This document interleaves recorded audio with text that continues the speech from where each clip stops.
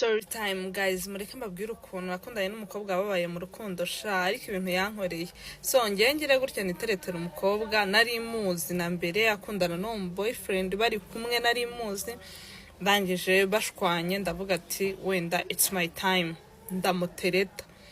ndamutereta bitwara nk'igihe nkatira nta mu bigori.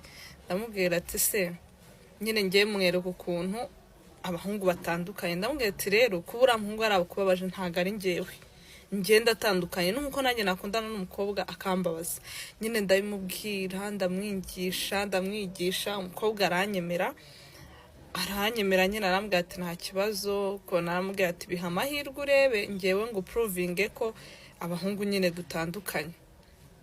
Ariko nyine umukobwa yarabyemeye, ariko arambwira ngo ntago nzi nimba ngukunda, ngo nimba atari ukugira ngo ni movingire on, ngo simbizi nimba ngukunda, akazazana excuse. Ndamubwira ati nta kibazo, wowe kizimuri wemera kumpa umwanya nkabikwereka, nimba uri kunkoresha tuzabimenya, nimba unkunda nabwo uzabimenya bitewe n'ibikorwa byanjye. Umukobwa arabyemera. Umukobwa abyemeye mu kwezi kwa mbere turagiye gutya dukundana, urukundo rumeze neza rushyushye. Umukobwa atangira kumburira umwanya, nkamuhamagara kuri telefone nkasanga ari kuyivugiraho. Namubwira ati se nta abo bantu kuki uri kubandutisha iki niki, akambwira ati mbabarira cyane ntago nakica akazi ngo akama excuse nyinshi nyine zatumye atamfata. Nari ndi mu kazi, nari ndi kuvugana n'ibintu bifite inyungu, nari ndi gukora ikintu.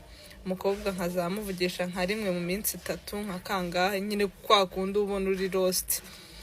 Umukobwa ubwo ibintu bikomeza gutyo, nkamubwira nyine tubonane dusohokane tujye hano na hano, akambwira ati reka ati nduhuka ku cyumweru, kandi ku cyumweru rwose mba ndi busy biteye ubwoba. Akambwira gahunda afite, nari buze kujya hari umuntu twari buze guhura, nari buze gukora ikintu, nari buze nkabona none tukinabonana, nkabona nkashaka ukuntu fixing umwanya byuza avuye ku kazi nkajya kumureba, ibintu nk'ibyo. Umukobwa neza arananira. Akaba yari afite best friend we nza kumwigira inshuti, tubinshuti kujya wenda numve ko hari ikintu nyine yabampisha. Ariko best friend we nkaba nari mbifite amakuru ko ankunda, nyine yankunze kuva mbere. Ubwo ngubwo nyine mukobwa best friend we ntangira nyine kuba inshuti nawe, tangira kururana, kandi nari mbizi ko ankunda. Ubwo nyine tuba inshuti gutyo tukajya tuganira ibintu nk'ibyo. Nyine ndamwase amakuru ya best friend we, nyine ndamwinjira mubaza nyine ku bya best friend we ariwe girlfriend wanjye. Arambwira ati rero reka nkubwize ukuri, nimba ushaka kwitabarira ubuzima bwawe ntukomeze gukundana n'uriya mukobwa, ko nta gukunda, nimba ari ikintu ari gukora ari kugukoresha kugira ngo abashe kumuvinga on. Ndamubwira ati se ko yanyemereye kuzankunda njyenyine, byibuze ndi njyenyine mu buzima bwe, ntacyo reka tuvuge ko ari kunkoresha, ngenda byihanganira nkoreshe, nibishira azabona ko nyine ndizavinga urukundo rwe. Arambwira ati yawe yabikoraga gutya, ariko urana inshuti yanjye ndamuzi, sindimo ndabateranya, ariko ahantu hose abagomba kwagira umuhungu, kuva yashwana na runaka, kuva yashwana na boyfriend we, abahungu bose afata kimwe. Aravuga ngo nataye umwanya wanjye w'ubusa, ngo none umwanya wanjye sinakongera kuwuta ubusa, ngo ndajya mu bintu by'inkundo. Abafite boyfriend hano, afite uwundi afite uwundi, nyine abahungu arabakina pe. Rero nimba wumva ushaka gukomeza ukinwa nawe ubigumemo, ariko nimba wumva ushaka kubivamo hakiri kare ubivemo, kuko nawe ntagukunda. Ndangije sinabyizera, ndavuga ati wabona ari uko uyu mukobwa nkunda ariyo mpamvu ari kuduteranya.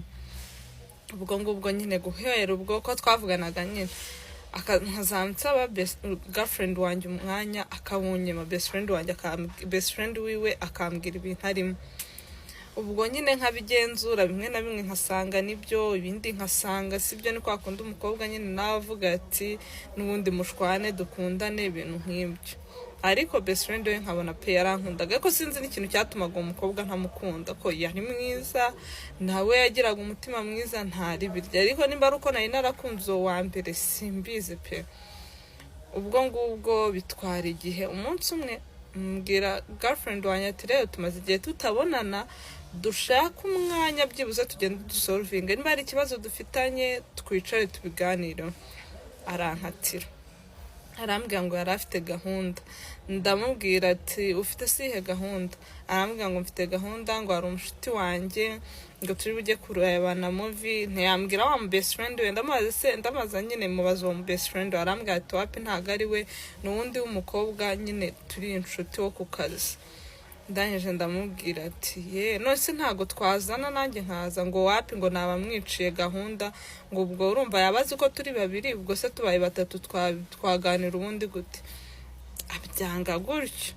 Ubwo nanjye nk'umusore nyine kwa kundi wumva babaye, mpita mpamagara best friend we ndamubwira ati naze tube turi kumwe. Araza, ndamubaza best friend wawe bite, bimeze bite? Arambwira ati si yakubwiye ko yagiye kureba movie? Genda ujyeyo urebe ko ari umukobwa koko bari kumwe. Ndamaze turabizi neza, ati njyewe ndabizi neza, jyayo urebe ko ari umukobwa bari kumwe. Ndamubwira se tujyane? Arambwira ati wapi tujyanye yabibona kandi yabikubwiye, wowe jyane cyangwa se ushaka undi muntu mujyana. Ubwo ngubwo mpita njyayo, njya ahantu ari nyine yari yagiye kurebera movie. Ngiyeyo mu by'ukuri koko mbona shamana ari kumwe n'umuntu w'umupapa mukuru. Ndamubaza ati uwo muntu nyine ndamwiyereka ko kari njyewe namubonye, ibintu nk'ibyo nyine. Arangije ahita ambwira ngo singira ikibazo, ngo uyu nguyu ngo ni umugabo ngo w'umushuti we, ngo bari kumwe, ngo nuko umushuti we nabibonye yasohotse. Yampimbira ibinyoma. Arambwira ati uyu mugabo urumva yabwiye ko hari umukobwa bari bajyanye, ahita ambwira ngo uyu mugabo ngo ni umugabo w'inshuti y'umukobwa w'inshuti yanjye twari twazanye, ngo nibo bazi ibyabo, nuko umukobwa yaragiye. Ndamubwira se ko bari babiri, ngiye kuki wanze ko tujyana? Arambwira ati nanjye nabimenye nyuma, nari nzi ko ari umushuti wanjye turi buzane, ibintu nk'ibyo nyine.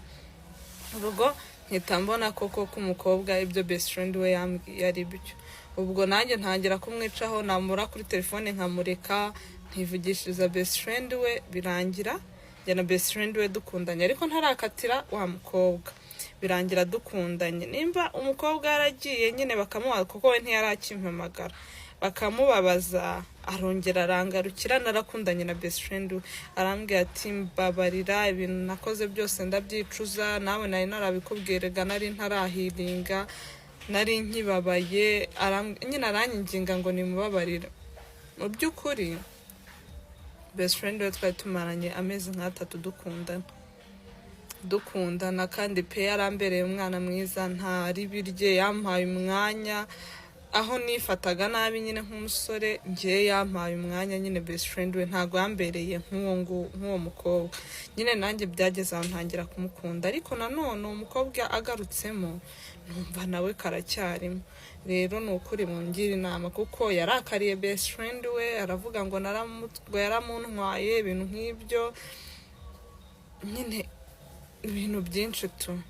Rero ngubu sinzi ngo ndakora iki, mungira inama menye ikintu nakora ngo ni iki. Murakoze guys, this is not my story. Nawe nimba ufite story yawe waza inbox ukayimbwira. Ikindi mulikinge, musharinge, mukomentinge nimba mukunda story zanjye, kugira ngo nkomeze mbahe n'izindi story. Thank you.